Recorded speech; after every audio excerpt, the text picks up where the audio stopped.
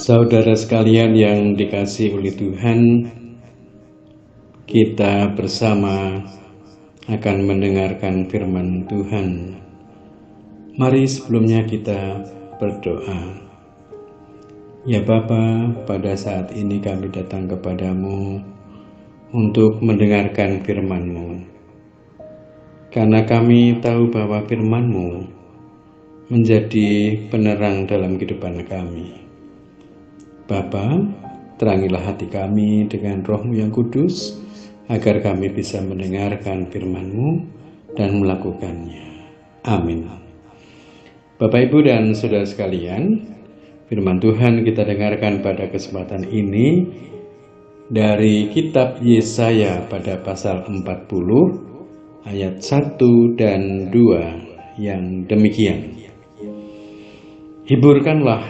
Hiburkanlah umatku, demikian firman Allahmu. Tenangkanlah hati Yerusalem dan serukanlah kepadanya bahwa perhambaannya sudah berakhir, bahwa kesalahannya telah diampuni. Sebab ia telah menerima hukuman dari tangan Tuhan 2 kali lipat karena segala dosanya.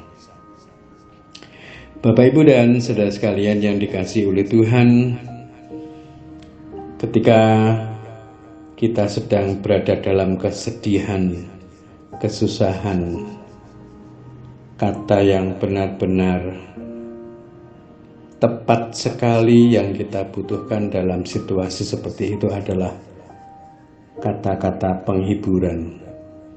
Seperti halnya Yesaya yang pada waktu itu diutus oleh Tuhan untuk menghibur Israel.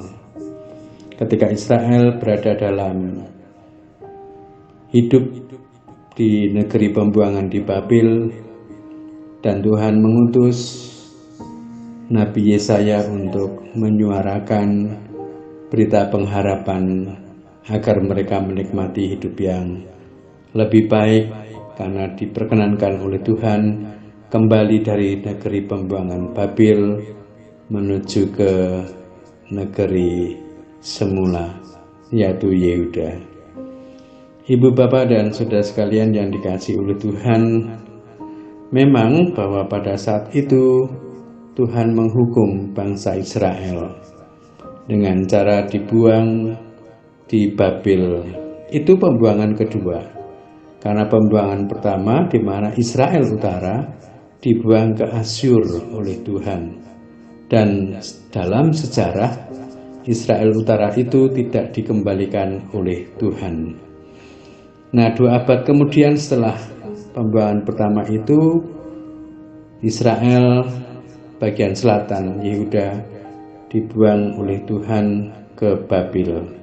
Namun karena Tuhan memegang janji untuk melanjutkan karya besar bagi penyelamatan umat manusia, maka Tuhan mengakhiri pembuangan di negeri Babel dan memberikan mandat kepada Yesaya untuk memperdengarkan berita yang menggembirakan, berita yang memberikan penghiburan bagi umat Israel.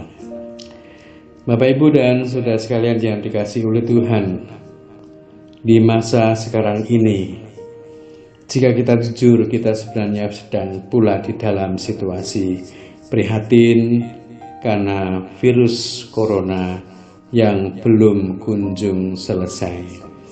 Oleh karena itu, tepatlah jikalau kita memiliki penghiburan yang dari Tuhan sendiri, karena kita yakin bahwa Tuhan pula nanti yang akan melepaskan kita dari bahaya COVID-19.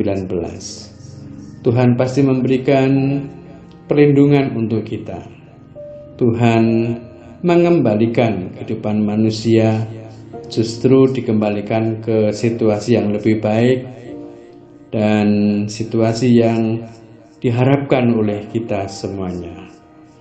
Bapak, Ibu, serta saudara yang terkasih dalam Tuhan Yesus, maka ketika kita bersama merasakan keprihatinan karena virus corona tersebut, kita juga belum tahu kapan akan berakhir virus corona ini.